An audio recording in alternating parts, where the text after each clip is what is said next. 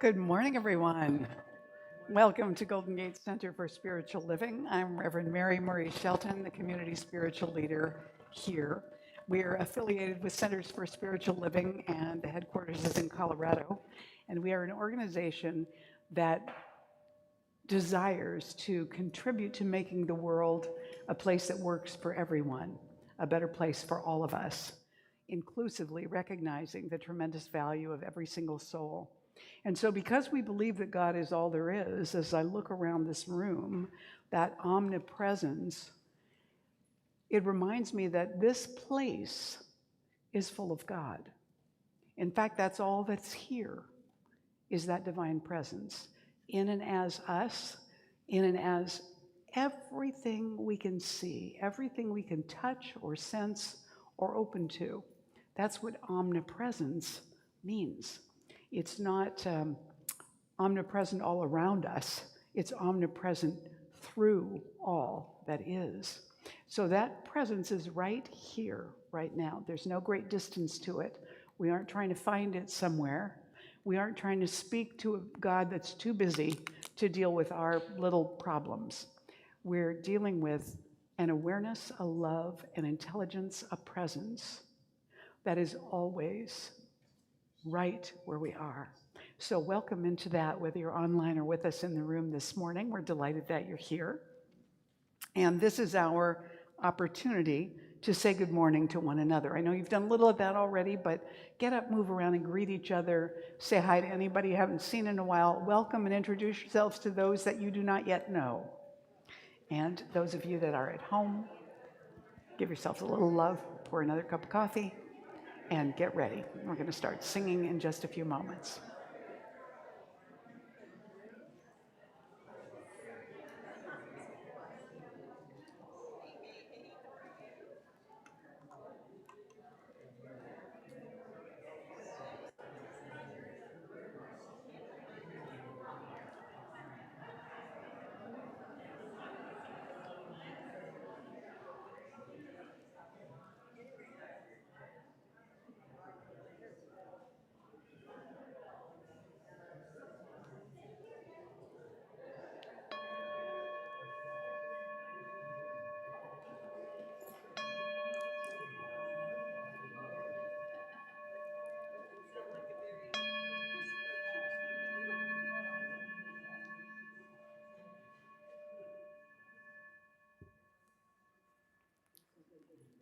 And so now our morning musician this morning is Nathan Aswell. He's the one that plays the Chapman stick, that very unusual instrument.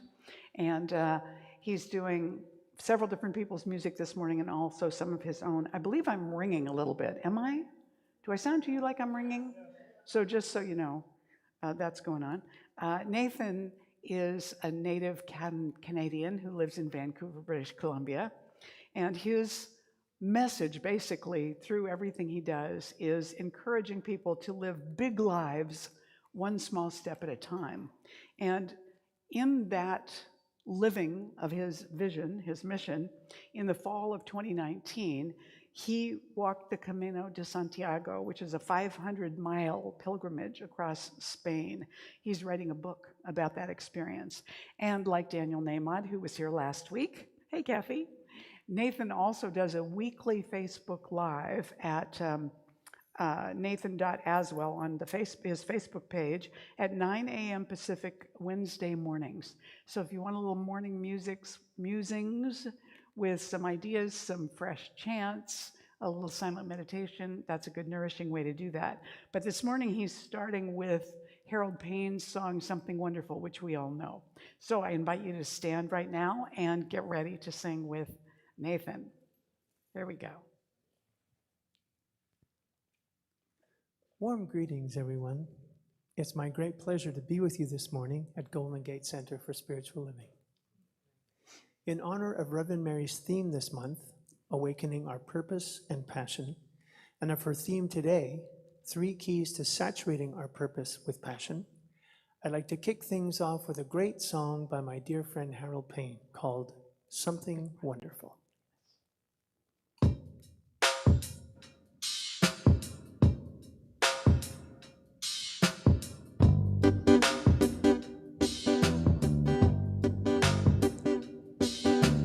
wonderful, something wonderful is happening to me right here, right now. Something wonderful, something wonderful is happening to me right here, right now. I can feel it in my body, I can feel it in my soul, I can feel it in my heart, and it won't let go. Something wonderful, something wonderful is happening to me right here, right now. Something wonderful, something wonderful is happening to me right here, right now. I can feel it in my body, I can feel it in my soul, I can feel it in my heart, and it won't let go. Something wonderful, something wonderful is happening to me right here, right now. Something wonderful, something wonderful is happening to me right here, right now. All this love inside,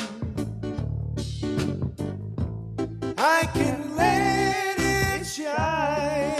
Whoa, something wonderful, something wonderful is happening to me right here, right now.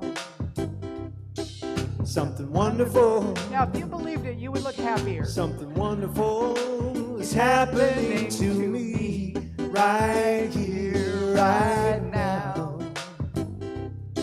Something wonderful, something wonderful is happening to me right here, right now.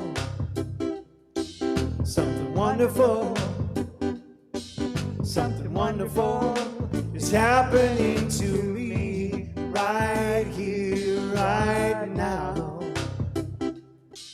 Something wonderful. Yes, yes, yes. Thank you. You may be seated. Go ahead and silence your cell phone as we prepare to turn within so that we can come from a completely joyful and centered place as we begin the service. So I'd like to invite our morning practitioner, Leslie Giannetti, to come up and do the opening for us now.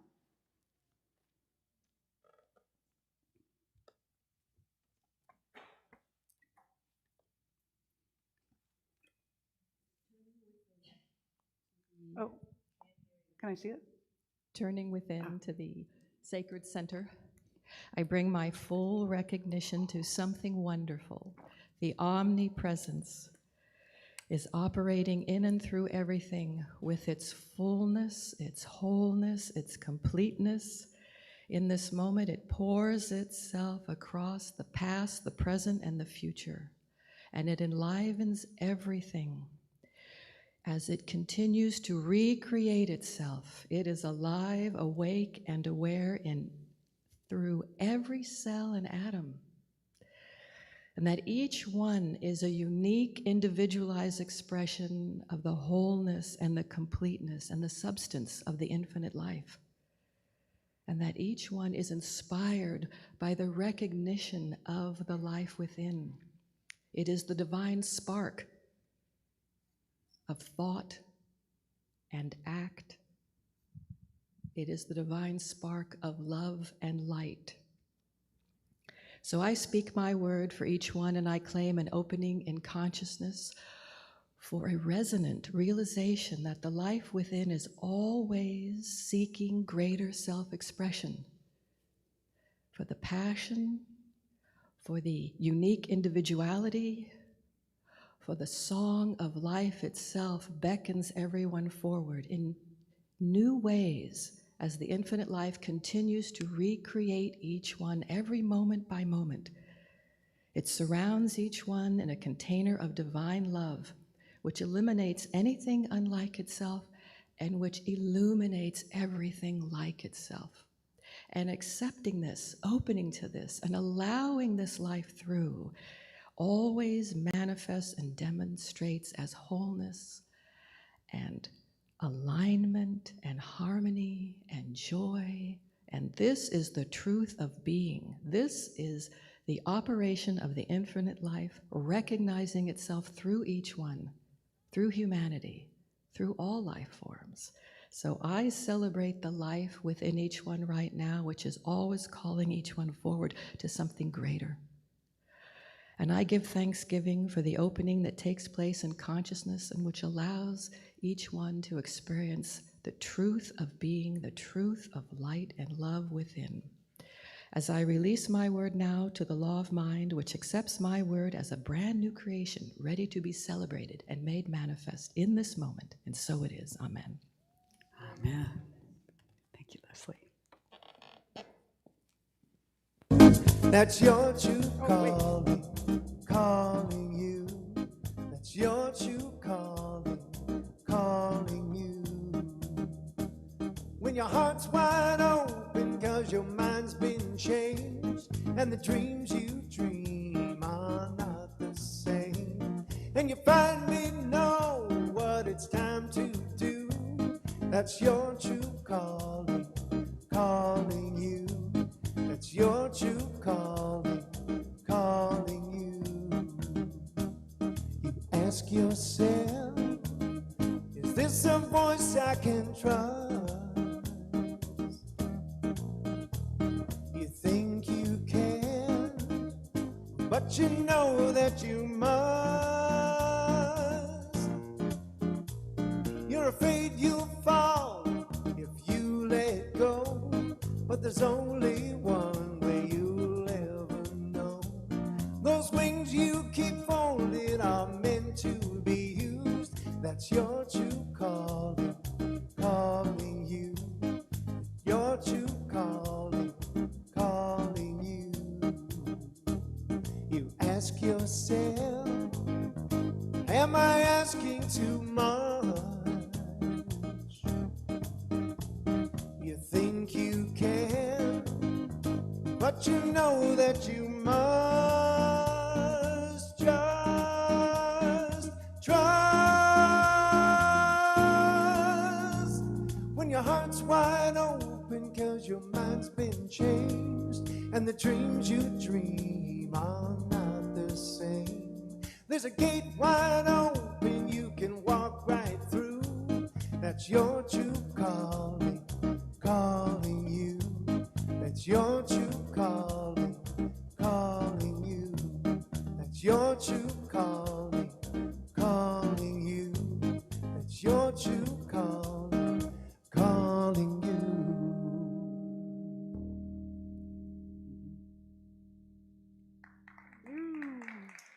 Thank you, Nathan.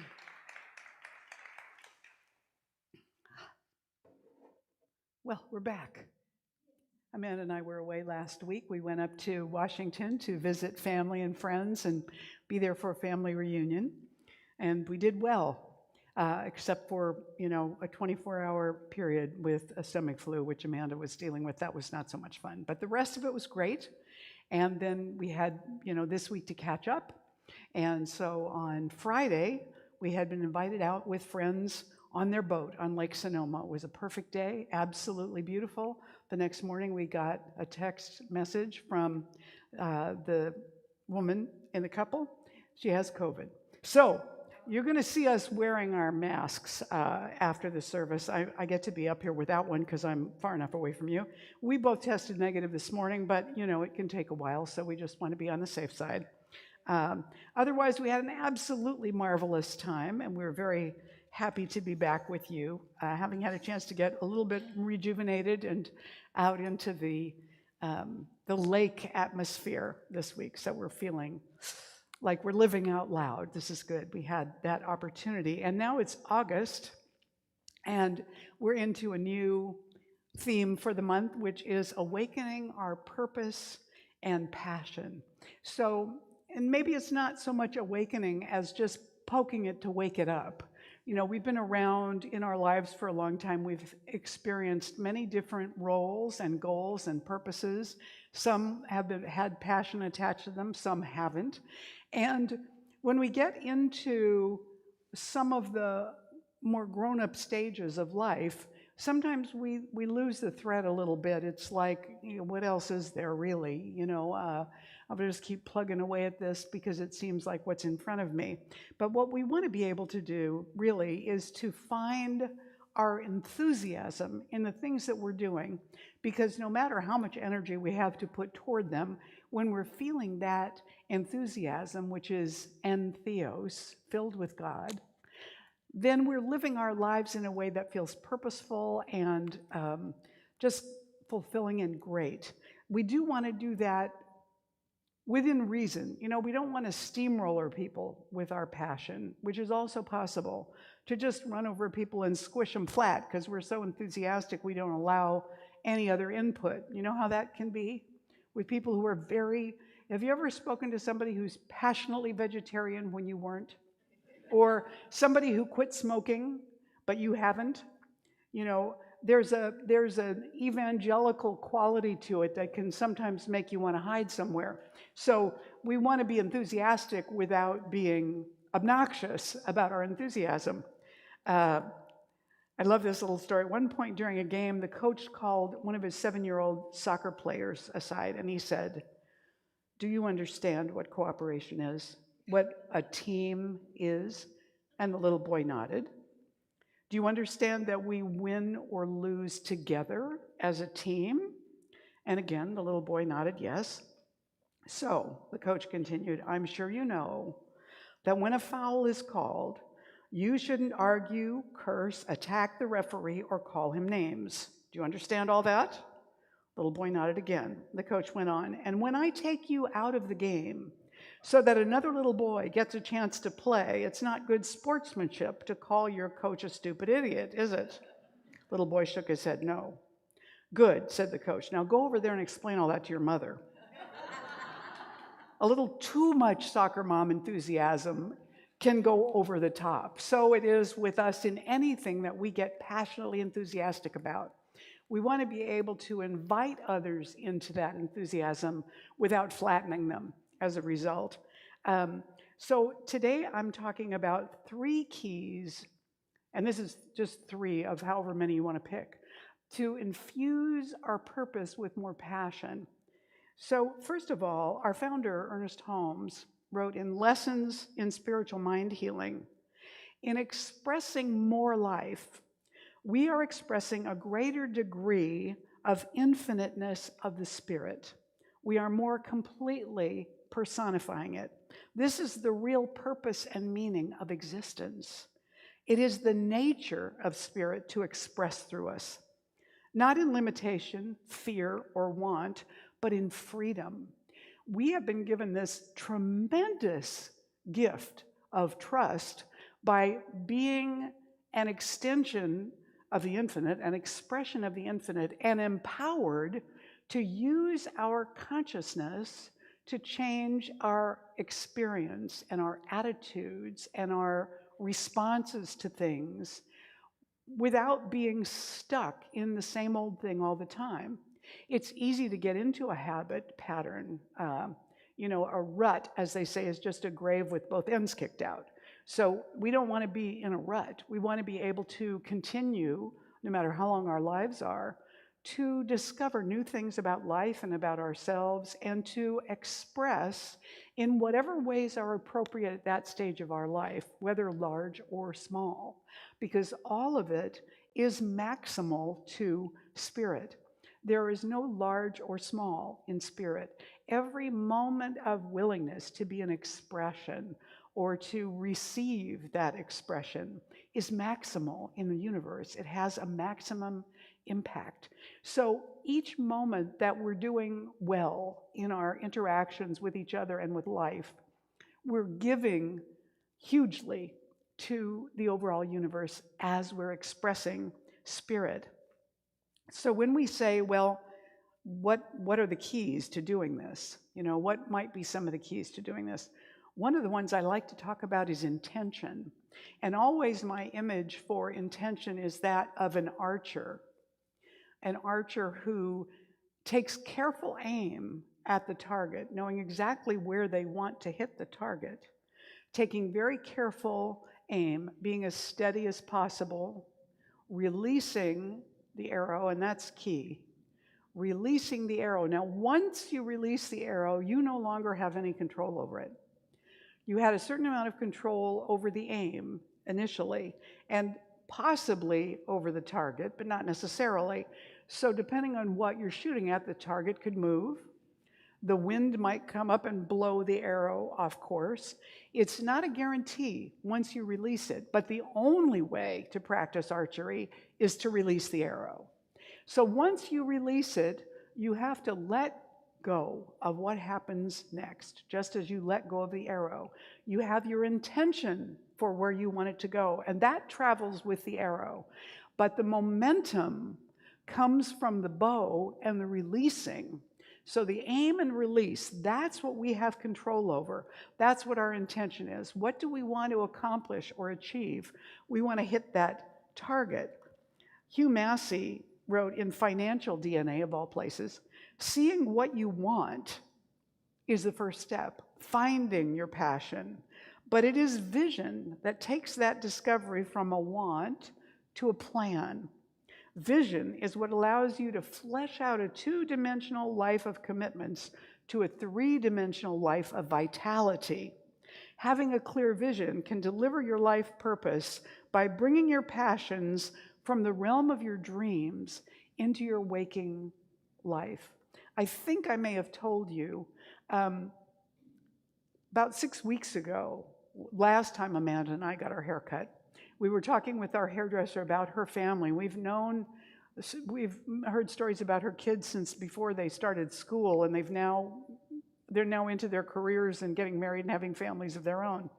And she was talking about her middle child, her second son, who is quite a free spirit. And he had made a bucket list for himself at, 24 maybe, something like that. And he was accomplishing a lot of these things. He was going out and doing them, like not waiting, but spontaneously choosing. And I was thinking, as I was listening to this, gosh, I always think about the things I would like to do someday. The things I'd like to get around to eventually. And they're kind of a bucket list, but they sort of hang out there in the amorphous field. Now, that's the idea of dreams, but if you want to bring a dream into vitality, into life, you actually have to take an action. And so, having heard all that, I thought, what's something on my bucket list I could take action on? Well, years ago, my husband and I had an upright piano. That was my previous marriage.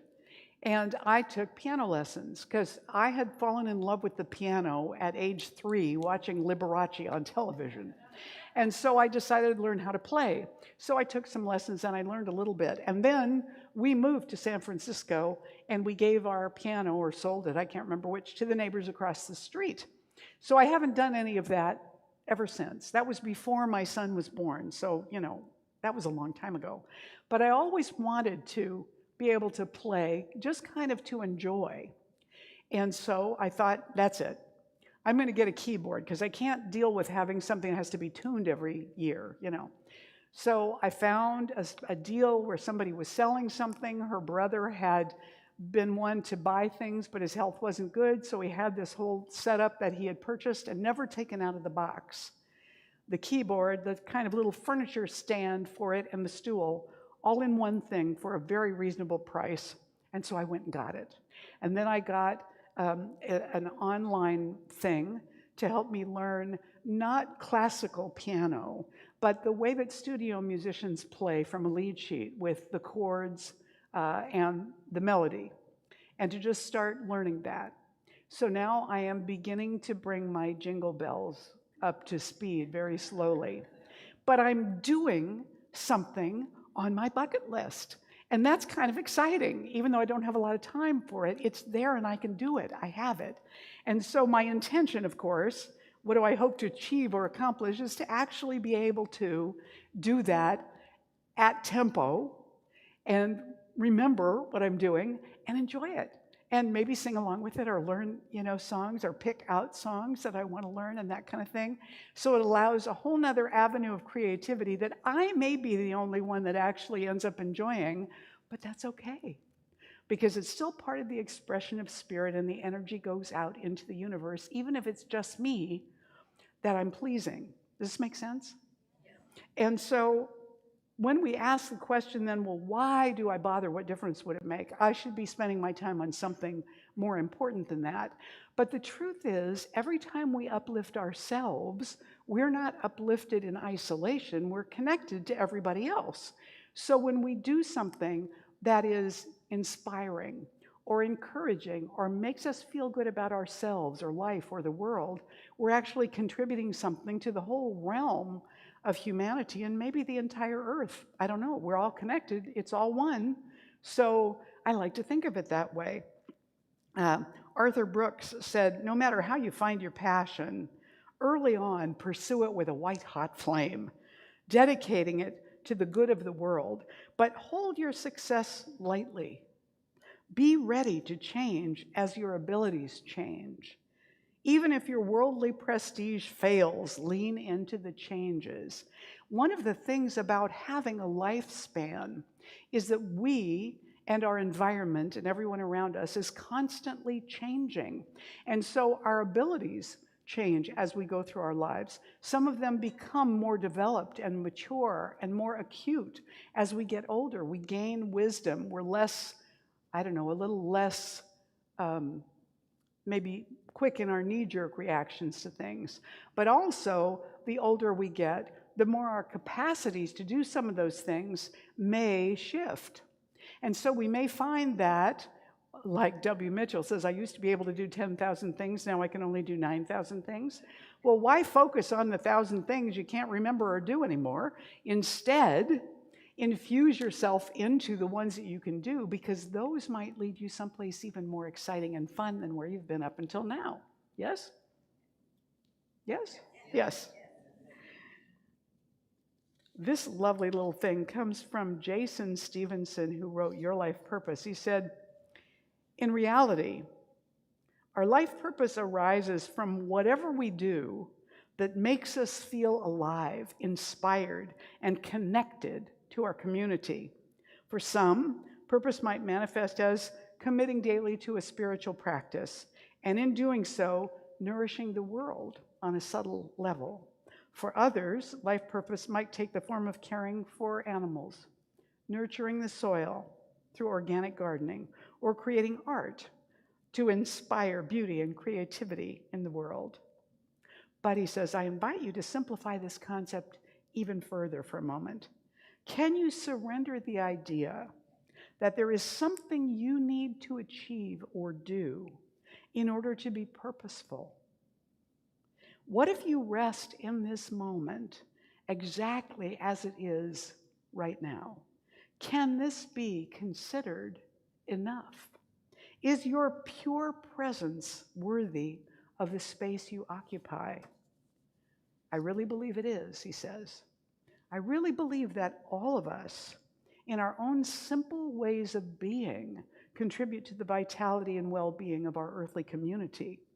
As we start to simplify what it means to be purposeful while practicing the art of being entirely present in each moment, we start to understand that having a life purpose is much easier than anything we might do or achieve in the future.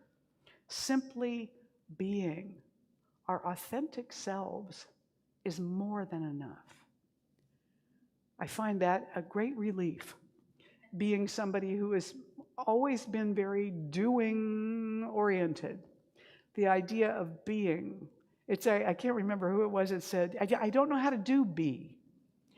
That was a good description of me. I don't know how to do be, but I think I'm better at it some of the time than I used to be. Not quite so always having to be Well, I may not be that much better at it, but I'm a little bit better at it. The next key I think about is connection. Now, this is a group of Amish men doing a barn raising. Look at how many people are involved. Whenever any family needs to build their own barn, the entire community of men comes out to help build it. Now, these guys are all dressed the same, not because they, well, in a way, they do work for the same company, but they're all there together, same color shirts for the most part, pants, hats, and they're engaged together in a cooperative effort of connection to produce something good for a particular family and household that becomes a good for the larger community of them as well. Ernest Holmes, in The Essential Ernest Holmes, says, "We are surrounded by an intelligent law which receives the impress of our thought and acts upon it. This is the law of our life, and we may use it consciously for definite purposes." So in this instance, they're taking that creative law, that impulsion to create something new that will serve a wonderful purpose, and they're putting it into action to create that. So the second key is connection. When we are pursuing a purpose with passion, it makes a difference to include others in that passion and that purpose, because it expands the reach of whatever it is that we think we're trying to do. It makes it larger. Tim Tebow, the football player, said, "Success comes in a lot of ways, but it doesn't come with money or fame. It comes from having a meaning in your life, doing what you love, and being passionate about what you do. That's having a life of success. When you have the ability to do what you love what you do, and have the ability to impact people, that's having a life of success. That's what having a life of meaning is." And so in the Amish community, one of the goals is to be nobody special. Not to recognize yourself as a standout individual, but as a contributing part of the community. Like in a tribal society, a community becomes the most important entity, not the individual. So they work for the good of the community. Hafiz says, "The place where you are right now, God circled on a map for you." Ram Dass used to say, "Every moment of our existence is calibrated by the universe to be the optimum moment for us to wake up, if we choose it in that moment." I don't know what that choice entails more than what we do in our lives now, but evidently there is a moment where that perfect moment meets our perfect ripeness and opening, where we have, maybe more than once, the opportunity to connect those things together. So team building begins to stoke enthusiasm within the team, and then a synergy starts that's larger than just the person or the team that began it. That energy and enthusiasm begins to be contagious for the rest of the people that are involved, and that sparks the commitment to going further, the vision of the possibilities, and the hope of achieving the whole thing that you set out to achieve.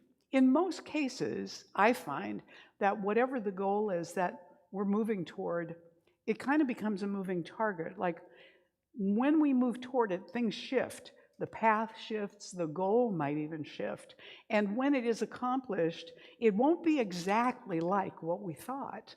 It may look or feel different. It may and could be much greater than what we hoped and imagined in our original visioning process of it. Rupert Sheldrake tells us the final cause of the whole universe for Aristotle was God.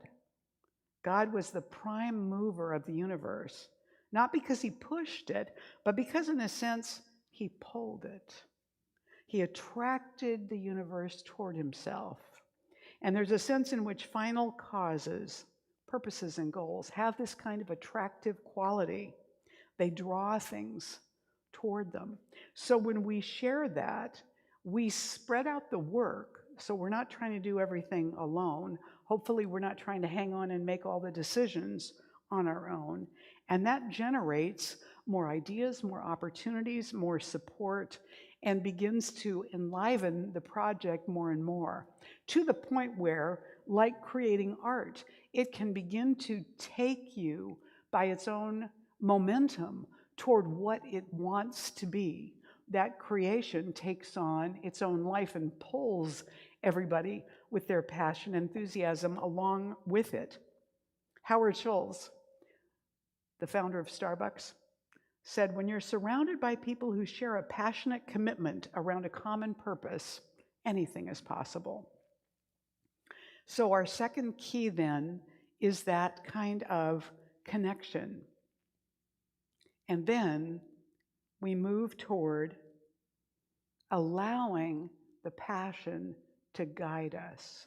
This is the kind of intuitive guidance where you don't have a guarantee that it's going to take you where you want to go. A lot of times we don't want to make mistakes because we'll lose time, we'll lose money, we might lose support or prestige or whatever.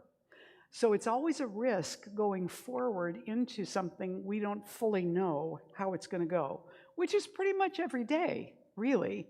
We think we know what we're doing at any given moment, but that's not really true. It could change in an instant, and we can't predict that. Even the greatest psychics in the world can't always predict what's going to happen in the next instant. So Colette Worden said, it's okay if you fall down and lose your spark. Just make sure when you get back up, rise up as a whole damn fire.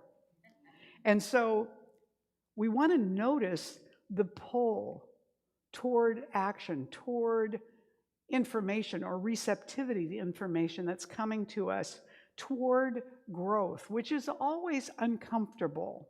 You know, when you're a kid, you can get growing pains, or every time you try on your shoes and you discover they hurt your feet now because they're too small, or you feel like you put on a pair of pants you really love, but you look foolish because now they're high water pants and you never intended for them to be cropped or pedal pushers or whatever they're supposed to be called now. Capri pants, you know, we go through all the generations of what we call cropped pants. So we want to notice that pull, but it's not enough just to notice it. We want to respond to it. We want to take action. That's how the result comes about. Now, this month of August is Make a Will month. And I'm not going to ask you to raise your hands and say how many of you have a will, because I have one that needs to be redone right now myself. But the idea of Make a Will month is to remind us that life will go on after we're gone, and how do we want to distribute all of the divine substance that's been entrusted to us in the world, all our stuff, all our memories, all our little tchotchke, knick-knacky things, our funds and finances and, you know, all of that. Do we want all of that to go to our descendants? Or maybe we don't have any. Then what are we going to do with them? So August is the month to focus on that information. I've been getting emails from the charitable organizations that I contribute to on occasion, reminding me that this is Make a Will month, and they'd really like it if I remembered them in my will. And so Golden Gate would love it if you remembered us in your will. Barbara Cox and I are going to say a little bit more about that in just a little bit. And so we want to celebrate the successes of following those glimmers. When we get an inspiration or a pull towards something, not that we don't do our due diligence about it, we should, but to actually do the due diligence so we can decide yes or no. This is where I want to go. And if this is successful, then I celebrate that I followed that little glimmer And it was successful because it anchors in me the recognition that that intuitive guidance is trustworthy. That when I listen to it and I do my due diligence and then I take action, I open to a greater possibility of more good coming forward in response to that. And so I want to say, I have another story to share with you, but before I do that, I want to say thank you to those of our congregants who have chosen to include us in their will, in their estate planning. And so we gave you a handout this morning of the dozen people who have let us know two things. One, that they have included us in their estate plan, and two, that they're willing for us to tell you their names, because some people would rather be anonymous, which is also fine. So I want to read the names of these folks, and we want to acknowledge all of you. And Barbara, would you come up right now while I'm saying this? Because Barbara will have a little more to say about this. So Barbara Cox, because alphabetically she comes first on the list. And Gail Durkin, at home there, hi Gail. Christine Geiger, and Jerry Haas, Michael Hart, Reverend Carroll, Jane Jennings Gillum, Suzanne Karch, Linda Kaczynski, Susie Coity, Marilyn Letzos, and Rick Walt. So let's acknowledge and thank them for doing that. Would you take the microphone there, Barbara?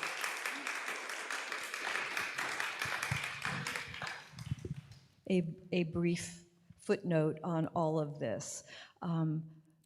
We are thinking it's possible there could be someone still in our community who is a Legacy Circle member who hasn't let us know yet, and we would love to know if you are.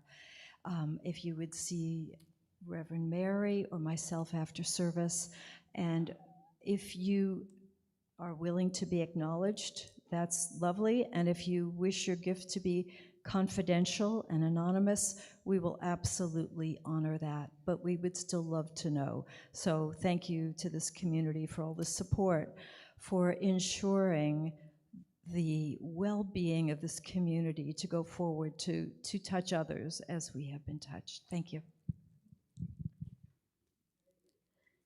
Yes, thank you, Barbara. It's a big deal to know that if something has changed my life in ways that are profound, which certainly for me is true, not only did Science of Mind give me a whole career, but it changed my life, changed my relationship with my son, changed a lot of the way that I think and the way that I'm aware of my thinking and how I'm feeling about that thinking. So it matters that that be available to other people. I don't know who will be here when we're all gone, but we want to lay that foundation so that it is here for people. And so I want to talk a little bit in wrapping this up about being there for someone. I love this story. When I was quite young, my father had one of the first telephones in our neighborhood. And I remember well the polished old case fastened to the wall, the shiny receiver hung on the side of the box. I was too little to reach the telephone, but used to listen with fascination when my mother used to talk to it. And then I discovered that somewhere inside that wonderful device lived an amazing person. Her name was Information Please, and there was nothing she did not know. Information Please could supply anybody's number and the correct time. My first personal experience with this genie in a bottle came one day while my mother was visiting a neighbor. Amusing myself at the tool bench in the basement, I whacked my finger with a hammer. The pain was terrible, but there didn't seem to be any reason in crying because there was no one home to give me any sympathy. I walked around the house sucking my throbbing finger and finally arriving at the stairway. The telephone. Quickly, I ran for the footstool in the parlor and dragged it to the landing. Climbing up, I unhooked the receiver in the parlor and held it to my ear. Information, please, I said into the mouthpiece just above my head. A click or two, and a small, clear voice spoke into my ear. Information. I hurt my finger, I wailed into the phone. The tears came readily enough now that I had an audience. Isn't your mother home? Came the question. Nobody's home but me, I blubbered. Are you bleeding? No. I hit my finger with a hammer and it hurts. Can you open the icebox? She asked. I said I could. Then chip off a little piece of ice and hold it to your finger, said the voice. Well, after that, I called Information Please for everything. I asked her for help with my geography, and she told me where Philadelphia was. She helped me with my math. She told me my pet chipmunk that I had caught in the park just the day before would eat fruits and nuts. Then there was the time Petey, our pet canary, died. I called Information Please and told her the sad story. She listened and then said the usual things grown-ups say to soothe a child, but I was unconsoled. I asked her, why is it that birds should sing so beautifully and bring joy to all families only to end up as a heap of feathers in the bottom of a cage? She must have sensed my deep concern, for she said quietly, Paul, always remember that there are other worlds to sing in. Somehow I felt better. Another day, I was on the telephone. Information, please. Information, said the now familiar voice. How do you spell fix? I asked. All this took place in a small town in the Pacific Northwest. When I was 9 years old, we moved across the country to Boston. I missed my friend very much. Information Please belonged in that old wooden box back home, and I somehow never thought of trying the shiny, tall new phone that sat on the table in the hall. As I grew into my teens, the memories of those childhood conversations never really left me. Often in moments of doubt and perplexity, I would recall the serene sense of security I had then. I appreciated now how patient, understanding, and kind she was to have spent her time on a little boy. A few years later, on my way west to college, my plane put down in Seattle. I had about half an hour or so between planes, and I spent 15 minutes or so on the phone with my sister, who lived there now. Then, without thinking what I was doing, I dialed my hometown operator and said, Information, please. Miraculously, I heard the small, clear voice I knew so well. Information. I hadn't planned this, but I heard myself saying, could you please tell me how to spell fix? There was a long pause. Then came the soft-spoken answer, I guess your finger must have healed by now. I laughed. So it's really still you, I said. I wonder if you have any idea how much you meant to me during that time. I wonder, she said, if you know how much your calls meant to me. I never had any children, and I used to look forward to your calls. I told her again how often I had thought of her over the years, and I asked if I could call her again when I came back to visit my sister. Please do, she said, just ask for Sally. 3 months later, I was back in Seattle. A different voice answered, Information. I asked for Sally. Are you a friend? She said. Yes, a very old friend, I answered. I'm sorry to have to tell you this, she said. Sally had been working part-time for the last few years because she was sick. She died 5 weeks ago. Before I could hang up, she said, wait a minute, did you say your name was Paul? Yes. Well, Sally left a message for you. She wrote it down in case you called. Let me read it to you. The note said, tell him I still say there are other worlds to sing in. He'll know what I mean. I thanked her and hung up. I knew exactly what Sally had meant. This service that she did, just doing her work, she did with a unique kind of love and passion. It was not this kind of enthusiasm and passion. It was this quiet inner caring of being present and authentic to that person on the other end of the phone, especially little Paul, when he called her to ask her where Philadelphia was, or whatever the question. And so for each of us, What we're pulled toward, what we're asked to do on a daily basis may not be big. It may not be something that announces to us that we're being asked to do something tremendous. It may be something small, like, how do you spell fix? And our response makes the connection. Our response establishes our intention to be present and authentic. It is our listening to that intuitive guidance and trusting it, to take that extra moment to be present. And when we do that, we are putting out the most magnificent expression of spirit. So, let's remember, it only takes a moment to infuse our purpose with passion. Namaste. Thank you. Now let's take a moment to turn within and anchor this in prayer. Here and now at this moment, there's only one. And that one is all-powerful, present everywhere, right here where I stand. There is no me separate from this one. Its wholeness is here, but not only here. Its wholeness is everywhere, fully embodied in each person, fully expressing through each passing cloud, each snowflake, each blade of grass, each puppy,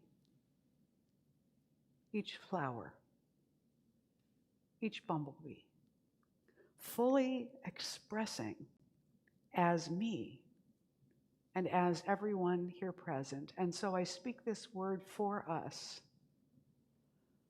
calling forth an awareness, an opening in our hearts and minds, allowing us in consciousness to be awake, to be aware, to be authentic to this moment, and to inhabit it completely as enough, listening to our guidance, moving in that direction with love and trust, with the intention of connecting.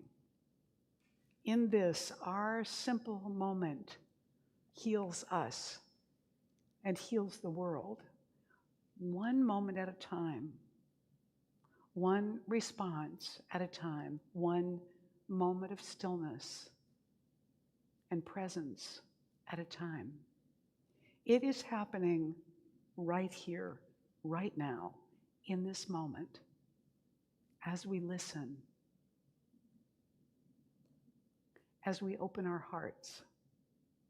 And so we bless the day that we go forth into, and we call forth from Spirit the empowerment to remember, to remember, to remember throughout the day, and to meet the moment with authenticity and love. With gratitude, I let this prayer go into that creative law of mind and spirit that knows how to do it, that always says yes, and I release it into the divine presence everywhere around and within me, where it always has been the truth of all that is. I let it go and let it be, and so it is. And so I invite you to stand and join me in the morning affirmation now, as we say together, I am valued by God. What I do matters. I call on trust, intention, and connection to live my purpose authentically and with enthused peace. And so it is. You may be seated. Enthused peace. I like that. I like that term very much. So I want to invite the ushers to come forward. This is our sacred giving time. And it really is a sacred time. I was reading an interview this morning with Rainn Wilson from The Office, who actually is a Baha'i and a very spiritually oriented guy, which he finds sometimes puts off everybody around him. He said, you know, you want a conversation starter? Sit down with a bunch of people and say, do you believe in God? That's, you know, check, please. So, but what and he said something I thought was unfortunate. He said something like, nothing is sacred anymore, meaning that humanity as a whole doesn't really look toward anything as sacred. And I was contrasting that in my mind with a song that I know, and I can't remember who sings it, Everything is Holy Now.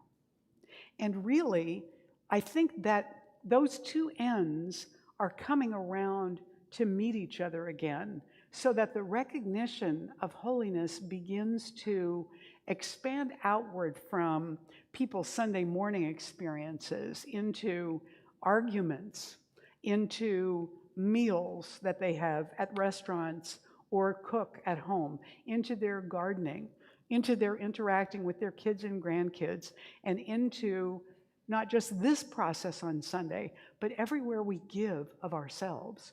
So when we do this morning, be aware that what you're giving is not just some of your money, right? You're giving energy and spiritual substance into the world. And so whenever we do that, we want to do it consciously, intentionally, and bless it as we send it out, even if we're paying a credit card bill or PG&E or whatever it might be. That's the electric company for those of you that live in other parts of the world or country and don't have a clue what PG&E is. And so, as usual, if you want a text to give, you can do that using the number on the screen. But all of us together are going to bless the offering. That's what's being given in this room energetically, as well as into the offering baskets. And it also is a way for us together as one voice to bless everything that Golden Gate has received this week and recognize the power of that givingness. So please join me in the offering blessing as we say this in unison. This gift I give is God in action. I now send it forth to bless and to prosper. I know that everywhere it goes, it is creating a world living in love, one heart and one thought at a time. And so it is. Please go ahead.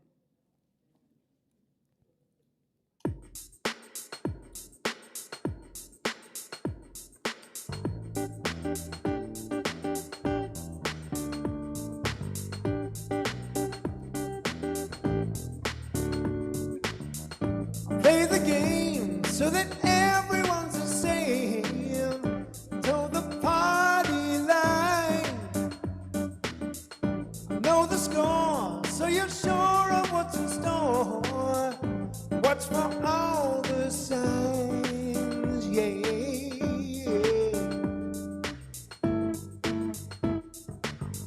Remedy, heard about it on TV. It's the latest thing. Surf the net, so you know it's one to get. It does everything. Ha. That whole scene's unraveling. Whatever feeds your soul, whatever makes you whole, whatever makes you feel, whatever makes you heal, whatever makes you sure, whatever makes you pure, whatever makes you sing, sing. Do that thing, get out of your head, just do it. Get out of your head, into your body, out of your head, just do it. Get out of your head, into your body. We don't need to conform with every deed. We don't need what's new. What we need is to let ourselves be free. What we need is you, yeah. Celebrate that thing you do. Whatever feeds your soul, whatever makes you whole, whatever makes you feel, whatever makes you heal, whatever makes you sure, whatever makes you pure, whatever makes you sing, sing. Do that thing, energize.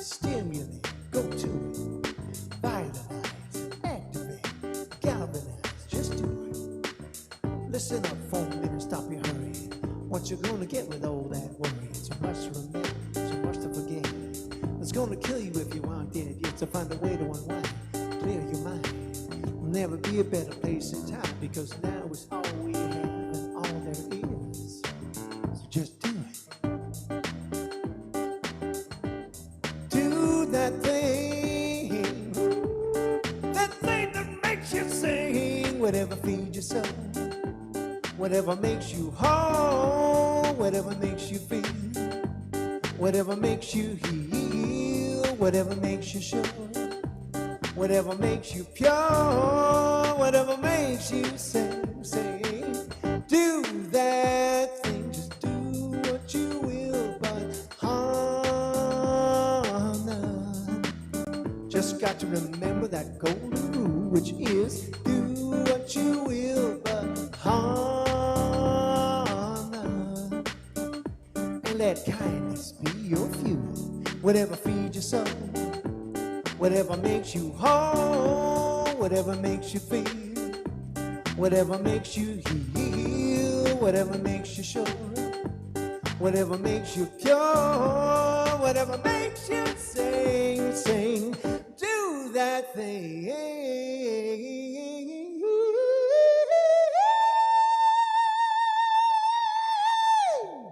Woo!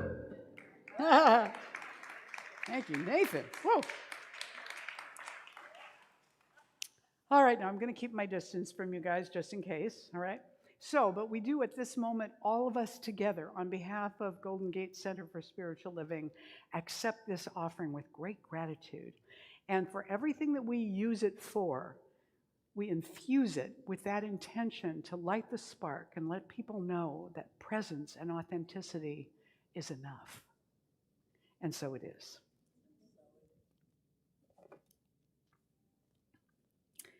Now, if you're here with us for the very first time this morning, I want to draw your attention to that back table back there. You will find welcome packets on the table. They have inside them, among other things, a blue welcome card. If you fill this out and turn it in back there, you will see on the table, and today I think you're on your honor for this one, a little book called Nourishing Thoughts. If this is your first time here, leave your blue card on the table, pick up one of those little books and take it with you. That's our thank you to you for being here this morning with us. And the other stuff that's on the table, you can feel free to take that with you as well. And you can indicate if you'd like information about classes or you want to be on our mailing list or not. So we just welcome you to let us know who you are, and we extend our thanks to you for being here. Also, things went so smoothly this morning. It was such a thrill to just walk in and set up and have everything just fall into place. Oh, it was just wonderful. So I want to acknowledge everyone who was involved. Leslie on the altar, Frank over here with Deborah at the prayer table, back of the sound, everybody, the food people. Yay! Thank you, thank you, thank you, everybody, very much for being here and doing that. You have a flyer this morning for Writing as a Spiritual Practice, which begins 2 weeks from today. Actually, it doesn't begin, it also ends. It's a workshop from 1 to 4 at our Learning Center in San Rafael. You can sign up at the back table if you're interested in participating. This is a love offering basis, and it's an opportunity to use certain prompts to begin to write more fluidly and allow some of that spirit to pour forth from you, and you might be surprised what comes out as a result. And that's been facilitated by one of our prayer practitioners, Dr. Suzanne Dubois. So that's in 2 weeks, and just sign up back there, or you can email administrator@ggcsl.org, and Sonia will contact you and let you know. This one is not available online because it's just being done as a live workshop in 2 weeks. Also, we're coming into, once again, that time of the month that coastal cleanup, the shoreline cleanup happens. And so that's being done on Saturday. Now, in your program, the date is wrong, and that's my fault. But it says the 13th or 14th, which is not a Saturday. It actually is on Saturday the 19th, so this coming Saturday, from 10 a.m. to noon. And all the information is up there on the slide. You can take a quick shot of it. if you want to find out that information. You can talk to Linda Kaczynski, she's not here today, or Susie Coity, or Deborah Irwin back at the back here in the red shirt, orange shirt. She's available. You can ask her questions about this. If you donate that 2 hours to helping pick up trash out there on the shoreline, you'll be with a bunch of like-minded people and have a good time, be out there in nice weather, and they provide the gloves, the garbage bags, and lunch. And all you have to do is bring your water. So, and a hat probably, but this is a great time to just bring some friends and spend a couple hours making a difference out there in beautiful surroundings. Also, this coming week, from 10 a.m. to 2 p.m. on Saturday, so if you're not doing 10 a.m. to noon, or well, even if you are, you could go afterwards, there is an annual Marin Sidewalk CPR, where they teach you certain skills that are not the mouth-to-mouth, but certain skills to help people in an instant in case somebody falls down in front of you and they need help right now. It gives you certain skills, and it's open to everybody, it's free, and it will be at various locations in Marin County. So you need to go to the website, readymarin.org/event/ and so on. But I think if you just went to the basic website, you'd be able to find the sidewalk CPR info there. So that's available for anybody to go and learn and be a helpful presence. Also, I know some of our choir members were here this morning expecting to rehearse, and Bruce will be back sometime today. He set off driving from Salt Lake City yesterday, and he thought if he drove straight through, he might be here by the morning service. I thought that was a little ambitious. Didn't quite make it. So we expect him to be with us next Sunday. So choir, 9 o'clock. And if you're interested, maybe just show up. If you like to sing, you don't have to be, a famous vocalist quality to do it. They just like to get together and practice songs that they can sing on Sunday morning as a choir. And so they're working on some things right now for that. You can contact Bruce to find out more about that. This Wednesday's meditation online at 7:15 is visioning. And everybody's welcome to do that if you have experience with it or not. You can join right from the website if you go to our calendar page, which is under classes and events, that tab on the website. Go to the calendar, go to Wednesday, click on the meditation, and you'll find everything right there about it, including the link, the Zoom link to come and join us. And we'd love to have you do that.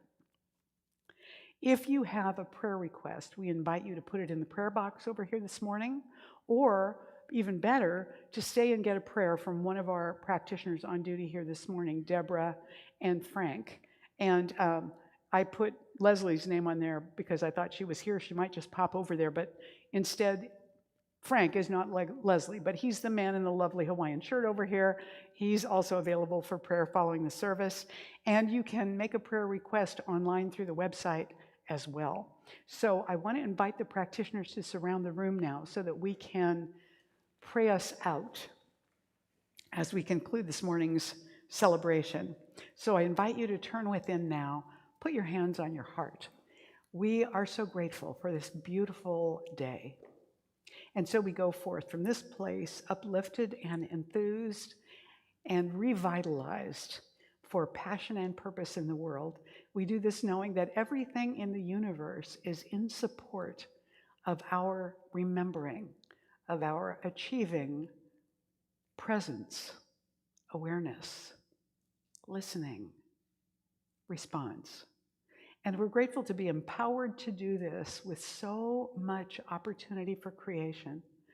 We receive it with gratitude.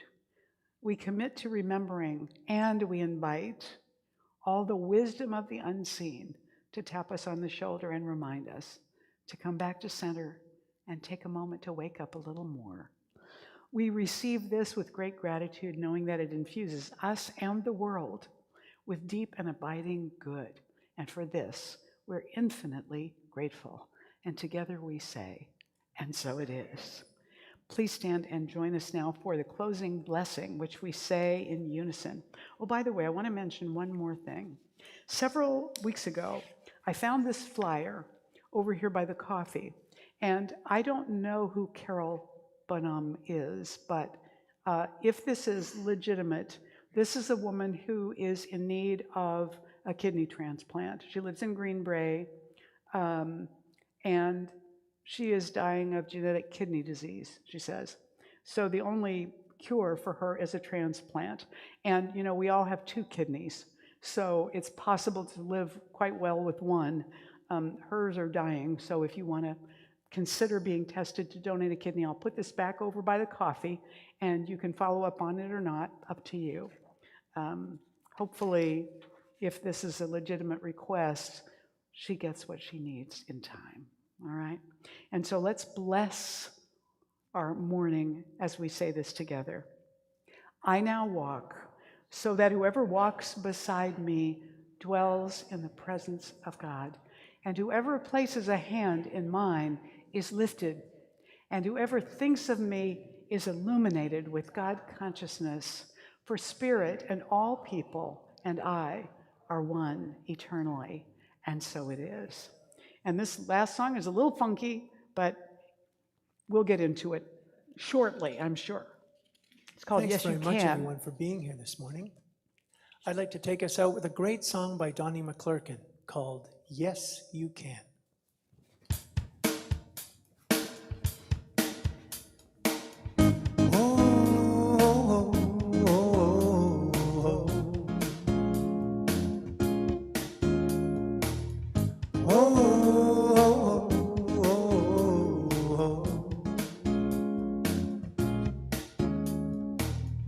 Listen, gather round, I found something that you can use. And if you listen well, I'm here to tell you you cannot lose. A simple song, a simple melody, to remind you that you can be the greatest ever, defeated never. Even though sometimes you may lose, oh my, yes you can. You can do anything if you try. Just try, yes you can.